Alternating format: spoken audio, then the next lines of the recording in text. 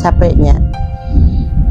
Nah atuh nakar-nakar teuing mudag-mudag dunja anu teulana. Nah atuh ujang teh bet serungsing kana hal anu geus ditangtukeun ku Gusti. Ulah ngarurudet diri, ulah capek mikiran hal-hal anu geus ditangtukeun. Sing percaya kana aturan Gusti, milik takdir segala rupa geus diatur ku Gusti. Ulah nakar teuing muru dunja jang, dunja teh teulana. Ulah nakar teuing muru dunja jang, dunja teh teulana. Istirahatkeun diri, istirahatkeun otak, istirahatkeun awak. Ulah diporsir teuing dikana dunjakeun.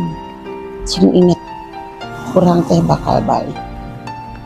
Cing inget urang teh bakal balik. Omat ujang ulah nakar-nakar teuing mikiran dunja, ripuh ja. Ripuh mamah mangabejaan.